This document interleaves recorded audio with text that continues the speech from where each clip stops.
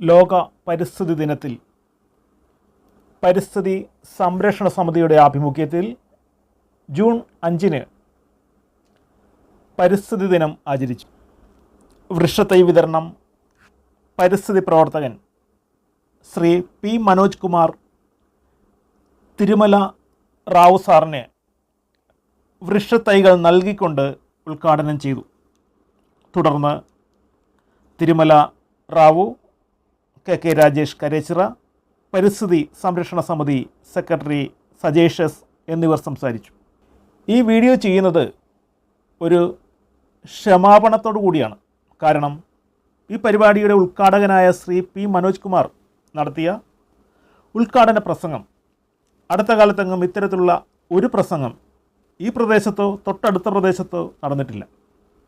അമേരിക്കയിലെ സിയാറ്റിൻ മൂപ്പൻ സംഭവത്തിൽ തുടങ്ങി റെഡ് ഇന്ത്യക്കാരുടെ ഭൂമി കൈവശപ്പെടുത്തി ഉടമ്പടി ഒപ്പിടാൻ 14ാമത് US പ്രസിഡന്റ് ഫ്രാങ്ക്ലിൻ പിയേഴ്സ് നിയോഗിച്ച ഗവർണർക്ക് മുമ്പിൽ നിവർന്നു നിന്ന് സിയാറ്റിൻ മൂപ്പൻ നടത്തിയ പ്രസംഗം പരിസ്ഥിതി പോരാട്ടങ്ങളുടെ ചരിത്രത്തിലെ നിത്യഹരിതരേഖയാണ്. ആകാശത്തെയും ഭൂമിയെയും വിൽക്കുവാനും വാങ്ങുവാനും കഴിയുന്നത് എങ്ങനെയെന്ന ചോദ്യമാണ് അദ്ദേഹം ഉയർത്തിയത്. വൃക്ഷങ്ങളുടെ ശരീരത്തിലെ നീര് ഞങ്ങളുടെ ഞരമ്പുകളിലൂടെ ഒഴുകുന്ന ചോര പോലെയാണ്. മണമുള്ള പൂക്കൾ ഞങ്ങൾക്ക് സഹോദരിമാരാണ്. കലമാനും കുതിരയും പരുന്തും ഞങ്ങളുടെ സഹോദരന്മാർ. കൊടുമുടികളും പുൽമേടുകളും നീർച്ചാലുകളും കാട്ടുജീവികളും മനുഷ്യനും കുടുംബാംഗങ്ങളാണ്. പുഴകളുടെയും അരുവികളിലൂടെയും ഒഴുകുന്ന തിളങ്ങുന്ന ജലം വെറും ജലമല്ല, അത് നമ്മുടെ പൂർവികരുടെ ചോരയാണ്. ജലത്തിൻ്റെ ഒച്ച എൻ്റെ മുത്തച്ഛൻ്റെ ഒച്ചയാണ്. എല്ലാ ജീവജാലങ്ങളും ഭൂമിയുടെ അവകാശികളാണെന്ന തിരിച്ചറിവാണത്. ഏതൊരു പരിസ്ഥിതി പ്രവർത്തനയും ഉത്തേജിപ്പിക്കുന്ന, ഭൂമിയിൽ ജീവനും അതിൻ്റെ ഭാഗമായ പച്ചപ്പും നിലനിൽക്കണമെന്ന് ആഗ്രഹിക്കുന്ന പ്രകൃതി സ്നേഹികൾക്ക് മരുഭൂമിയിലെ കുളിർമഴയായി പെയ്തിറങ്ങുകയായിരുന്നു ആ വാക്കുകൾ. സിയാറ്റിൻ മൂപ്പൻ്റെ കഥയിലൂടെ തുടങ്ങി ജപ്പാൻ കുടിവെള്ള പ്രശ്നവും തണ്ണീർത്തടങ്ങൾ നികത്തിയാലുണ്ടാകുന്ന പരിസ്ഥിതി പ്രശ്നങ്ങളും നെൽപ്പാടങ്ങളിൽ ഉപ്പുവെള്ളം കയറ്റുന്നതും നെൽകൃഷി ഇല്ലാതായതോടെ ഉണ്ടാകുന്ന പരിസ്ഥിതി പ്രശ്നങ്ങളും ആഗോളതാപനത്തിൻ്റെ ഫലമായി അടുത്ത കാലത്തുണ്ടായ ഉയർന്ന ചൂടും എല്ലാം ഏതൊരു സാധാരണക്കാരനും മനസ്സിലാകുന്ന ഭാഷയിൽ വളരെ ലളിതമായി അദ്ദേഹം വിവരിച്ചു. എന്നാൽ ചില സാങ്കേതിക കാരണങ്ങളാൽ ആ പ്രസംഗം പൂർണ്ണ രൂപത്തിൽ നിങ്ങളിലേക്ക് എത്തിക്കാൻ കഴിയാത്തതിൽ ഖേദം രേഖപ്പെടുത്തുന്നു. ഈ വിഷയത്തിൽ അദ്ദേഹത്തിൻ്റെ മറ്റൊരു പ്രഭാഷണം ഉടൻ ചെയ്യുവാൻ ശ്രമിക്കുന്നതാണ്. ജപ്പാൻ കുടിവെള്ള പദ്ധതി വന്നതോടുകൂടി ജനങ്ങൾ കുളങ്ങളും കിണറുകളും മൂടിയ കാര്യം തിരുമല റാവു സാർ ചൂണ്ടിക്കാട്ടി. തുടർന്ന് ശ്രീ രാജേഷ് കെ സംസാരിച്ചു. നെൽവയലുകൾ ശുദ്ധജല സംഭരണികളാണെന്ന വസ്തുത ചൂണ്ടിക്കാട്ടി. ആദ്യകാലത്ത് ഉപ്പുവെള്ളം കയറ്റുന്നതിനെതിരെയും നെൽകൃഷി നടത്തണമെന്ന് ശക്തമായി വാദിച്ചിരുന്ന വ്യക്തിയാണ് രാജേഷ്. ഇപ്പോൾ കർഷക തൊഴിലാളികളെ ലഭിക്കാത്തത് കൊണ്ടാണ് നെൽകൃഷി നടത്താത്തത് എന്നും കരുനിലങ്ങൾ നെൽകൃഷി ഇറക്കാൻ അനുയോജ്യമല്ല എന്നും പറയുന്ന കർഷക സംഘം പ്രതിനിധികൾ ഏതാനും വർഷങ്ങൾക്ക് മുമ്പ് കുട്ടനാട്ടിൽ നിന്ന് ഇവിടെ വന്ന് തുറവൂർ കരിനിലങ്ങളിൽ നെൽകൃഷി ഇറക്കുകയും നല്ല രീതിയിൽ നെല്ല് വിളയുകയും ചെയ്ത്, എന്നാൽ ആ വിളഞ്ഞ നെല്ല് കൊയ്തെടുക്കുവാൻ സമയം കൊടുക്കാതെ മടമുറിച്ച് പൊടിച്ചാലിൽ നിന്ന് ഉപ്പുവെള്ളം കയറ്റി കൃഷിയില്ലാതാക്കിയത് മറ്റാരുമല്ല, ഇവിടുത്തെ കർഷക സംഘം പ്രതിനിധികളാണ്. ആ ചരിത്ര വസ്തുത നമ്മുടെ മുന്നിലുണ്ട്. ഏഷ്യാനെറ്റ് ചാനലിൻ്റെ കണ്ണാടി എന്ന പരിപാടിയിലൂടെ TN ഗോപകുമാർ സാർ ആ പരിപാടി അവതരിപ്പിച്ചിരുന്നു. ആ വീഡിയോ യൂട്യൂബിലുണ്ട്. വീഡിയോ ലിങ്ക് ഡിസ്ക്രിപ്ഷനിൽ കൊടുത്തിട്ടുണ്ട്. താല്പര്യമുള്ളവർ കാണുക. കൃഷ്ണകുമാർ ചേട്ടനും സുഹൃത്തുക്കളും ചേർന്നാണ് അന്ന് ചാനലുകാരെ കൊണ്ടുവന്നത്. ആ വീഡിയോയിൽ രാജേഷ് ഉണ്ട്. ഉപ്പുവെള്ളം കയറ്റുന്നതിനെതിരെ അന്ന് രാജേഷ് ശക്തമായി പ്രതികരിക്കുന്നത് കാണാൻ കഴിയും. ഞാനിന്ന് രാവിലെ ഇവിടെ വന്നപ്പോൾ പരിസ്ഥിതി സംരക്ഷണ സമിതിയുടെ സെക്രട്ടറിയായ ശ്രീ സജേഷ് പറഞ്ഞ ഒരു കാര്യം കൂടി സൂചിപ്പിക്കേണ്ടിയിരിക്കുന്നു. 2 പേർ കാറിലിരുന്ന് സംസാരിക്കുകയായിരുന്നു. കാറിൻ്റെ ഉടമയും നാട്ടിലെ പൗരപ്രമുഖനുമായ വ്യക്തി. പൗരപ്രമുഖൻ അല്ലെങ്കിൽ പൗരപ്രമുഖർ എന്ന വാക്ക് അടുത്ത കാലത്ത് വളരെയധികം പ്രചാരം സിദ്ധിച്ച ഒരു വാക്കാണ്. അതിൻ്റെ വിശദാംശങ്ങളിലേക്കൊന്നും പോകുന്നില്ല. രണ്ടാമനോട് ചോദിച്ചു, ഇവിടെ എന്താണ് പരിപാടി? അദ്ദേഹം പറഞ്ഞു, പരിസ്ഥിതി സംഘടനയുടെ പരിപാടിയാണ്. അപ്പോൾ പൗരപ്രമുഖൻ, അതെന്ത് സംഘടനയാണ്? പരിസ്ഥിതിയെക്കുറിച്ച് പൊതുജനങ്ങൾക്ക് വേണ്ടത്ര അവബോധം ഇനിയും ഉണ്ടായിട്ടില്ല, അല്ലെങ്കിൽ അതിനുവേണ്ടി ഇവിടെ ആരും ശ്രമിച്ചിട്ടില്ല. ജനങ്ങൾക്ക് പരിസ്ഥിതിയെക്കുറിച്ചുള്ള ശരിയായ അറിവ് ലഭിക്കുന്നത് അത്ര നല്ല കാര്യമല്ല എന്നതാണ് ഇപ്പോഴത്തെ ഒരു പൊതുധാരണ തന്നെ. എക്കോളജി എന്ന വാക്ക് എയ്ക്കോ എന്ന ഗ്രീക്ക് പദത്തിൽ നിന്നുമാണ് രൂപപ്പെടുന്നത്. ആവാസ വ്യവസ്ഥ എന്നാണ് അതുകൊണ്ട് അർത്ഥമാക്കുന്നത്. ജൈവവസ്തുക്കളുടെ ജീവന ചുറ്റുപാടുകളെ ഒന്നാകെ പരിസ്ഥിതി എന്ന് വിളിക്കാം. പരിസ്ഥിതി എന്നതുകൊണ്ട് ഉദ്ദേശിക്കപ്പെടുന്നത് ഒരു ജീവിയുടെ നിലനിൽപ്പിനെയും വികാസത്തെയും സ്വാധീനിക്കുന്ന ബാഹ്യശക്തികളുടെ സമാഹാരത്തെയാണ്. ഇതിലൂടെ ഒരു ജീവിയിൽ പരിസരമെന്ന സങ്കല്പത്തിൽ നിന്നും വേർതിരിക്കപ്പെട്ടിരിക്കുന്നു. പക്ഷേ പ്രായോഗികമായി ഈ വേർതിരിവ് അത്ര എളുപ്പമല്ല. കാരണം ഒരു ജീവവസ്തുവിൻ്റെ അവസാനവും പരിസരത്തിൻ്റെ ആരംഭവും എവിടെയാണെന്ന് കൃത്യമായി തിരിച്ചെടുക്കാനാവില്ല തന്നെ. അവ തമ്മിൽ അത്രമാത്രം സംയോജിതമാണ് എന്ന് സാരം. അതുകൊണ്ടാണ് ജീവശാസ്ത്രത്തിൽ ഒരു ജീവിയുടെ മേൽ ഭൗതികവും ജൈവികവുമായ പ്രകൃതി ചെലുത്തുന്ന സ്വാധീനങ്ങളുടെ സമാഹാരമാണ് അതിൻ്റെ എക്കോളജി എന്ന് വിവക്ഷിക്കപ്പെടുന്നത്. പ്രകൃതിയുമായുള്ള ബന്ധത്തിൻ്റെ മറ്റ് ജീവജാലങ്ങളിൽ നിന്നും മനുഷ്യനുള്ള അന്തരം പരിസരവുമായി ബോധപൂർവം പ്രതിപ്രവർത്തിക്കാനും അതിനെ മാറ്റിത്തീർക്കാനുമുള്ള അവൻ്റെ മഹത്തായ കഴിവാണ്. ഇത് മറ്റ് ജന്തുവർഗങ്ങളുടെ മേൽ ആധിപത്യം നേടാനും അവൻ്റേത് മാത്രമായ ഒരു ജീവസാഹചര്യം സൃഷ്ടിക്കാൻ തന്നെയും മനുഷ്യനെ പ്രാപ്തനാക്കുന്നു. ഈ സ്വാധീന ശക്തിയാണ് മറ്റ് ജന്തുജാലങ്ങൾക്ക് വിനാശകരമായ രീതിയിൽ അസന്തുലിതവും അഹിതവുമായ തരത്തിൽ പരിസ്ഥിതിക്ക് വ്യതിയാനം സൃഷ്ടിക്കുവാൻ മനുഷ്യൻ തയ്യാറാവുന്നതിന് കാരണം. ഇതിനെ പരിസ്ഥിതി മലിനീകരണം എന്ന് പറയുന്നു. നിയമത്തിൻ്റെ നിർവചനത്തിൽ മലിനീകരണം എന്നതുകൊണ്ട് അർത്ഥമാക്കുന്നത് ജലത്തിൻ്റെയോ വായുവിൻ്റെയോ മണ്ണിൻ്റെയോ ഘടനയെ പ്രത്യക്ഷമായോ പരോക്ഷമായോ ബാധിക്കുകയും അതിനെ മനുഷ്യൻ്റെ സാധാരണ വിനിയോഗത്തിന് അനുചിതമാക്കുകയും ചെയ്യുന്ന ഏതൊന്നിനെയുമാണ്. മനുഷ്യനും അവകാശങ്ങളും സാങ്കേതികവിദ്യയുടെ വെല്ലുവിളികൾ എന്ന തൻ്റെ ലേഖനത്തിൽ MD കിർക്കി അഭിപ്രായപ്പെടുന്നത് ഇങ്ങനെയാണ്: ആരോഗ്യപരമായ പരിസരത്ത് താമസിക്കുവാനും ജീവിക്കാനുമുള്ള മനുഷ്യൻ്റെ അവകാശത്തിനെതിരെയുള്ള ഭീഷണിയായി ശാസ്ത്രവികാസവും കേവലാർത്ഥത്തിൽ ശാസ്ത്രവും മാറാതിരിക്കണമെങ്കിൽ ശാസ്ത്രത്തിൻ്റെയും നിയമത്തിൻ്റെയും സംയോജനം ഉണ്ടാകേണ്ടിയിരിക്കുന്നു.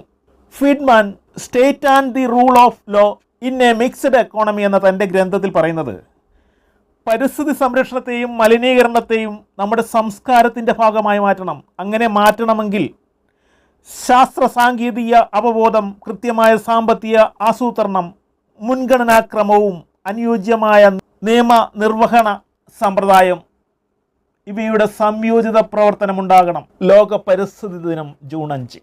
സ്റ്റോക്ക്ഹോമിൽ യുണൈറ്റഡ് നേഷൻസ് എൻവയോൺമെൻ്റൽ ഏജൻസി സംഘടിപ്പിച്ച മാനവ പരിസ്ഥിതിയെക്കുറിച്ചുള്ള അന്താരാഷ്ട്ര സമ്മേളനം 1972 ജൂൺ 5 ആരംഭിച്ചത്. സ്വീഡനിലെ സമ്മേളനം ജൂൺ 5 മുതൽ 16 വരെയായിരുന്നു. 114 രാജ്യങ്ങൾ പങ്കെടുത്ത മാനവ സമൂഹത്തിന് ഒരേ ഒരു ഭൂമി എന്നതായിരുന്നു അതിൽ സ്വീകരിച്ച മുദ്രാവാക്യം. ജൂൺ 5 ലോക പരിസ്ഥിതി ദിനമായി ആചരിക്കാൻ തീരുമാനമായി. 2024 പരിസ്ഥിതി ദിന സന്ദേശം അല്ലെങ്കിൽ തീം ഭൂമി പുനഃസ്ഥാപിക്കൽ, മരുഭൂകാരണം, വരൾച്ച പ്രതിരോധം. മരുഭൂവൽക്കരണത്തെ ചെറുക്കുന്നതിനായുള്ള UN കൺവെൻഷൻ അനുസരിച്ച് ഗ്രഹത്തിൻ്റെ 40% ഭൂമി നശിച്ചു. ഇത് ലോക ജനസംഖ്യയുടെ പകുതിയെ നേരിട്ട് ബാധിക്കുകയും ആഗോള GDPയുടെ പകുതിയോളം ഭീഷണിപ്പെടുത്തുകയും ചെയ്യുന്നു. 2000 മുതൽ വരൾച്ചയുടെ എണ്ണവും കാലാവധിയും 29% വർദ്ധിച്ചു. അടിയന്തര നടപടിയില്ലാതെ 2050 ആകുമ്പോഴേക്കും വരൾച്ച ലോക ജനസംഖ്യയുടെ 3/4 ബാധിച്ചേക്കും. കടലിൽ നിന്ന് കിലോമീറ്ററുകൾ അകലെ സ്ഥിതി ചെയ്യുന്ന സ്വാഭാവിക ഉപ്പുവെള്ളമില്ലാത്ത ഇവിടുത്തെ നെൽവയലുകളിൽ ഉപ്പുവെള്ളം കയറ്റണമെന്ന് വാദിക്കുന്നവർ പലരും ഇവിടെയുണ്ട്. ഉപ്പുവെള്ളം കയറ്റിയാൽ ആദ്യം നമുക്ക് പ്രത്യക്ഷത്തിൽ കാണാൻ കഴിയുന്ന ഒരു കാര്യം മരങ്ങൾ ഉണങ്ങി നശിക്കും എന്നതാണ്. ഉപ്പിൽ വളരുന്ന കണ്ടൽ മരങ്ങൾ വളരും, ഓതളമരവും പിടിക്കും.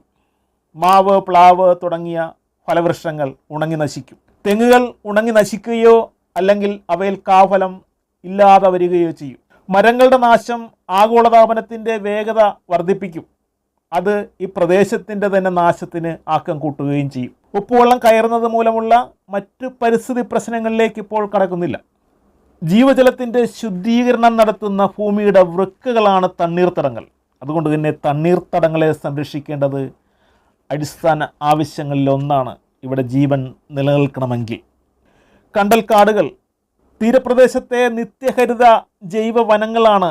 ജൈവ വൈവിധ്യം നിറഞ്ഞ കണ്ടൽക്കാടുകൾ പരിസ്ഥിതി സംരക്ഷണത്തിൽ നിർണായകമായ പങ്ക് വഹിക്കുന്നുണ്ട്. കടൽ തിരകളെ പ്രതിരോധിക്കാനും തീരങ്ങളെ സംരക്ഷിക്കാനും ഇവയ്ക്ക് കഴിയുന്നു. കേരളത്തിൽ ചെറുതും വലുതുമായ 28 കണ്ടൽ പ്രദേശങ്ങൾ ഉണ്ട്. അതിവിസ്തൃതമായ കടൽ തീരമുള്ള കേരളത്തിന് കണ്ടൽക്കാടുകൾ അനിവാര്യമാണ്. 4 പതിറ്റാണ്ടുകൾക്ക് മുമ്പ് കേരളത്തിൽ 700 ചതുരശ്ര കിലോമീറ്റർ കണ്ടൽക്കാടുകൾ ഉണ്ടായിരുന്നു.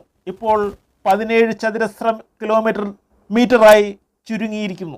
കുളങ്ങൾ ജൈവ വ്യവസ്ഥയുടെ പ്രധാനമായൊരു കണ്ണിയായ കുളങ്ങൾ മഴക്കാലത്ത് പെയ്യുന്ന ജലം സംഭരിക്കാനുള്ള പ്രകൃതിദത്തമായ സംഭരണികളാണ്. കേരളത്തിലെ ജലസ്രോതസ്സുകളായ കിണറുകളിലെ ജലവിധാനത്തെ നിയന്ത്രിക്കുന്നത് കുളങ്ങളായിരുന്നു.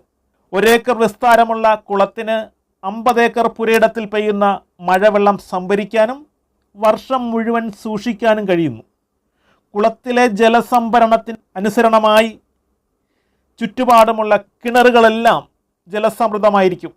ഇന്ന് സ്വകാര്യ വ്യക്തികളുടെ കുളങ്ങൾ മണ്ണിട്ട് നികത്തിക്കൊണ്ടിരിക്കുന്നതിനാൽ പൊതുകുളങ്ങളും അമ്പലക്കുളങ്ങളും മാത്രമേ സംസ്ഥാനത്ത് അങ്ങിങ്ങായി അവശേഷിക്കുന്നുള്ളൂ. നെൽപ്പാടങ്ങൾ കേരളത്തിലെ തനത് ഭൂപ്രകൃതിയുടെ സൃഷ്ടിയാണ് ഇവിടുത്തെ നെൽവയലുകൾ. കാർഷിക അഭിവൃദ്ധിയുടെ മുഖമുദ്രയായിരുന്ന നെൽപ്പാടങ്ങൾ അപ്രത്യക്ഷമായിക്കൊണ്ടിരിക്കുന്നു.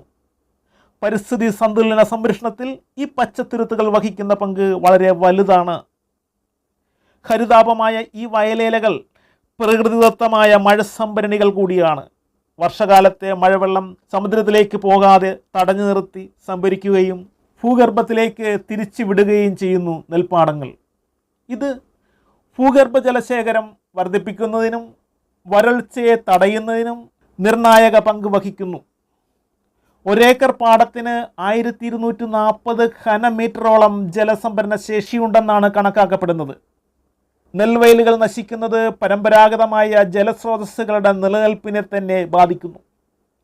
കേരളത്തിൻ്റെ നെൽവയലുകൾ വീട് പണിയുന്നതിനും വ്യവസായങ്ങൾ തുടങ്ങുന്നതിനും ഇഷ്ടികക്കളങ്ങൾ നിർമ്മിക്കുന്നതിനും ഉപയോഗിക്കുന്നു. ഇത് ഉപയോഗപ്രദങ്ങളായ സസ്യങ്ങളുടെയും പക്ഷികളുടെയും ചെറുജീവികളുടെയും നാശത്തിന് വഴിയൊരുക്കുന്നു. നെൽപ്പാടങ്ങൾ മറ്റാവശ്യങ്ങൾക്കായി ഉപയോഗപ്പെടുത്താൻ തുടങ്ങിയതോടെ പരിസ്ഥിതി പ്രശ്നങ്ങളും അവയുമായി ബന്ധപ്പെട്ട് കിടക്കുന്ന ഭക്ഷ്യക്ഷാമം, തൊഴിലില്ലായ്മ തുടങ്ങിയ സാമൂഹിക പ്രശ്നങ്ങളും വരൾച്ച, വെള്ളപ്പൊക്കം തുടങ്ങിയ പ്രകൃതിക്ഷോഭങ്ങളും നിത്യസംഭവങ്ങളാകുന്നു. നെൽത്തടങ്ങൾ, നെൽവയലുകൾ നികത്തുന്നത് പരിസ്ഥിതിയെ പ്രതികൂലമായി ബാധിക്കുന്നു. 50 വർഷങ്ങൾക്ക് മുമ്പ് 8 ലക്ഷം ഹെക്ടർ വിസ്തൃതി ഉണ്ടായിരുന്ന കേരളത്തിലെ പാടശേഖരങ്ങൾ 2.5 ലക്ഷം ഹെക്ടറായി ചുരുങ്ങിയതായിട്ടാണ് കണക്കുകൾ സൂചിപ്പിക്കുന്നത്. ഈ സാഹചര്യത്തിലാണ് 2008 കേരള നെൽവയൽ തണ്ണീർത്തട സംരക്ഷണ നിയമം കേരള സർക്കാർ കൊണ്ടുവരുന്നത്. ആഗോള പട്ടിണി സൂചിക റിപ്പോർട്ടിൽ 125 രാജ്യങ്ങളിൽ 111 സ്ഥാനത്താണ് ഇന്ത്യ. ആഗോള പട്ടിണിയുടെ തോത് ഗുരുതരമായത് എന്ന് വിശേഷിപ്പിച്ച 40 രാജ്യങ്ങളുടെ കൂട്ടത്തിലാണ് ഇന്ത്യ നിൽക്കുന്നത്. ജലം ഐക്യരാഷ്ട്രസഭയുടെ കണക്ക് പ്രകാരം 2050 ലോകമൊട്ടുക്കും 170 കോടി ജനങ്ങൾ കുടിക്കാനും ആരോഗ്യ സംരക്ഷണത്തിനും ഭക്ഷ്യ ഉൽപ്പാദനത്തിനും വെള്ളം കിട്ടാതെ ജലദാരിദ്ര്യത്തിൽ അടിമപ്പെടുമത്രേ. ആഗോളതാപന വർധന പല ജീവികളുടെയും നിലനിൽപ്പിനെ ബാധിച്ചു തുടങ്ങി. കോസ്റ്ററിക്കയിലെ സുവർണ മരത്തവളയാണത്രേ ആഗോളതാപനത്തിൻ്റെ ആദ്യ രക്തസാക്ഷി. 1989 ശേഷം ആ തവളയെ കണ്ടവരില്ല. ദേശാടന പക്ഷികളായ സൈബീരിയൻ കൊക്ക്, ആർട്ടിക് ടേൺ എന്നിവയും താപവർദ്ധനവിൻ്റെ ഭീഷണി അഭിമുഖീകരിക്കുന്നു. സസ്തനികളിൽ ആദ്യത്തെ ഇരയാവുക ധ്രുവക്കരടിയായിരിക്കും. ധ്രുവപ്രദേശത്തെ താപനില ഉയർന്ന് മഞ്ഞുരുകുന്നതോടെ ഇവയ്ക്ക് മുഖ്യ ആഹാരമായ സീലുകളെ വേട്ടയാടിപ്പിടിക്കാൻ പറ്റാതായി. ഏറ്റവും കടുത്ത വംശനാശ ഭീഷണി നേരിടുന്ന ജീവികളായി റെഡ് ഡാറ്റ ബുക്കിൽ സ്ഥാനം നേടിയ പുതിയ അംഗങ്ങളാണ് ധ്രുവക്കരടിയും ആഫ്രിക്കൻ ഹിപ്പോപ്പൊട്ടാമസും. ആഗോളതാപനവും കാലാവസ്ഥാ മാറ്റവും എന്ന ഗ്രന്ഥത്തിൽ ശാസ്ത്ര ലേഖകനും ഗ്രന്ഥകാരനുമായ മനോജ് എം സ്വാമി ഇങ്ങനെ പറയുന്നു: ഇപ്പോൾ 10 വയസ്സുള്ള ഒരു കുട്ടിക്ക് തൻ്റെ 50-ാം വയസ്സിൽ വ്യത്യസ്തവും ഭയപ്പെടുത്തുന്നതുമായ കാഴ്ചകളെയാണ് നേരിടേണ്ടി വരിക. ഇതിലൊരു തിരുത്തുണ്ട്. അദ്ദേഹം ഈ പുസ്തകം എഴുതിയത് 2010-ലാണ്.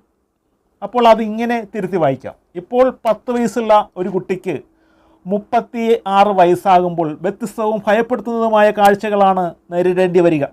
ഐക്യരാഷ്ട്രസഭയുടെ ദുരന്ത നിവാരണ വിഭാഗം മുൻ മേധാവിയായ ശ്രീ മുരളി തുമ്മാരുകുടിയെപ്പോലുള്ളവർ പറയുന്നത് 2050ഓടെ എറണാകുളം ജനറൽ ഹോസ്പിറ്റൽ സ്ഥിതി ചെയ്യുന്ന സ്ഥലം കടലിനടിയിലാകുമെന്നാണ്.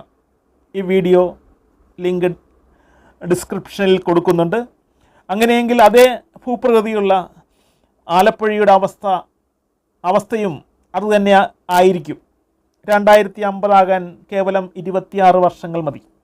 2050 മുൻപ് തന്നെ കൊച്ചിയിലെ പല പ്രദേശങ്ങളും വെള്ളത്തിൽ മുങ്ങുമെന്ന റിപ്പോർട്ടുകളും വരുന്നുണ്ട്. അങ്ങനെ സംഭവിക്കാനുള്ള സാധ്യതയാണ് ഇപ്പോൾ കാണുന്നത്. അതിനാക്കം കൂട്ടുന്ന പ്രവൃത്തികളാണ് ജനങ്ങൾ ചെയ്തുകൊണ്ടിരിക്കുന്നത്. നമ്മുടെ ഈ കഴിഞ്ഞ ലോക്സഭാ തെരഞ്ഞെടുപ്പിൽ ഒരു രാഷ്ട്രീയ കക്ഷിക്കും അല്ലെങ്കിൽ ഒരു സ്ഥാനാർത്ഥിക്ക് പോലും ആഗോളതാപനം അവരുടെ തിരഞ്ഞെടുപ്പ് വിഷയമായി വന്നിട്ടില്ല. ഭരണാധികാരികൾക്ക് ഈ വിഷയത്തിലുള്ള ശ്രദ്ധ അല്ലെങ്കിൽ അതിലുള്ള താല്പര്യം ഇതിൽ നിന്ന് നമുക്ക് മനസ്സിലാക്കാം. നമുക്ക് ഇനി ചെയ്യാനുള്ളത് 2050 26 വർഷങ്ങൾക്ക് ശേഷം സംഭവിക്കാൻ പോകുന്ന കാര്യം അതിനു മുൻപ് സംഭവിക്കാതിരിക്കാൻ കഴിയുന്നത്ര കാര്യങ്ങൾ ചെയ്യുക എന്നതാണ് നമുക്ക് മുമ്പിലുള്ളത്. ആഗോളതാപനത്തിന് ആക്കം കൂട്ടുന്ന ഏറ്റവും പ്രധാനപ്പെട്ട ഘടകം കരഭൂമി കൈകാര്യം ചെയ്യുന്ന ശൈലിയിൽ വന്ന മാറ്റങ്ങളാണ്. പരിസ്ഥിതിയെ സംരക്ഷിക്കുക, ചതുപ്പ് നിലങ്ങൾ, കണ്ടൽക്കാടുകൾ, കുളങ്ങൾ, നെൽപ്പാടങ്ങൾ എന്നിവയെ സംരക്ഷിക്കുക, കൂടുതൽ മരങ്ങൾ നട്ടുപിടിപ്പിക്കുക, മരങ്ങൾ നശിക്കാൻ ഇടയാകുന്ന ഉപ്പുവെള്ളത്തെ തടയുക, വെള്ളം കയറാൻ സാധ്യതയുള്ള സ്ഥലങ്ങളിൽ പുതിയ വീടുകളും മറ്റും നിർമ്മിക്കുന്നത് നിയന്ത്രിക്കുക, ഘട്ടം ഘട്ടമായി ആളുകളെ മാറ്റി താമസിപ്പിക്കുക. ഈ നൂറ്റാണ്ടിൻ്റെ അന്ത്യത്തോടെ അന്തരീക്ഷ ഊഷ്മാവ് 1.8 മുതൽ 4 ഡിഗ്രി സെൽഷ്യസ് വരെ ഉയർന്നേക്കാം. ഇതിൻ്റെ തുടർച്ചയായി സമുദ്രനിരപ്പ് 18 മുതൽ 59 സെൻറ്റിമീറ്റർ വരെ ഉയരും. കൽക്കട്ട, ധാക്ക, ഷാങ്ഹായ് തുടങ്ങിയ നഗരങ്ങളെല്ലാം വെള്ളത്തിനടിയിലാകാൻ ഇത് ധാരാളം മതി. ജൂൺ 5 ലോക പരിസ്ഥിതി ദിനത്തിൽ ലോകവ്യാപകമായി പരിസ്ഥിതി സംഘടനകളും രാജ്യങ്ങളും പരിസ്ഥിതി ദിനം സമുചിതമായി ആചരിച്ചു. അതിൻ്റെ ഭാഗമായി തുറവൂർ കേന്ദ്രീകരിച്ച് പ്രവർത്തിക്കുന്ന പരിസ്ഥിതി സംരക്ഷണ സമിതിയുടെ ആഭിമുഖ്യത്തിൽ ചാവടിയിൽ വെച്ച് വൃക്ഷത്തൈകൾ വിതരണം ചെയ്തു. മുൻവർഷങ്ങളിൽ കഴിഞ്ഞ വർഷം നമ്മൾ ഈ പരിപാടി സംഘടിപ്പിച്ച് ചാവടി കൊല്ലത്തോട് റോഡിലെ സൈഡിൽ കാണുന്ന ഫുട്പാത്തിൽ മരങ്ങൾ വെച്ച് പിടിപ്പിക്കുകയുണ്ടായത്.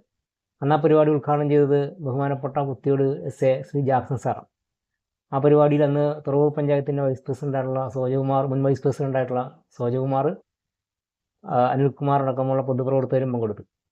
ഈ വർഷം ഇന്ന് ചാവടിയിൽ നമ്മൾ നടത്തിയ പരിപാടി പരിസ്ഥിതി പ്രവർത്തകനായ ശ്രീ മനോജ് കുമാറാണ് ആ പരിപാടി സമ്മേളനം നമ്മുടെ ദിനാചരണം ഉദ്ഘാടനം ചെയ്തത്. വൃക്ഷത്തൈകൾ വിതരണം ചെയ്തുകൊണ്ട് ആ ദിനാചരണം ഉദ്ഘാടനം ചെയ്തത്. അതുപോലെ വൃക്ഷത്തെ ഏറ്റുവാങ്ങിയത് നമ്മുടെ പ്രദേശത്തെ സാമൂഹിക പ്രവർത്തകനായ ശ്രീ തിരുമല റാവു സാറാണ്. അതുപോലെ ഈ പരിപാടിയിൽ നമ്മുടെ പ്രദേശത്തെ നല്ലവരായ മുഴുവൻ നാട്ടുകാരും ഈ പരിപാടിയിൽ വൃക്ഷത്തൈകൾ ഏറ്റുവാങ്ങിക്കൊണ്ട് പരിപാടിയിൽ പങ്കെടുത്തു.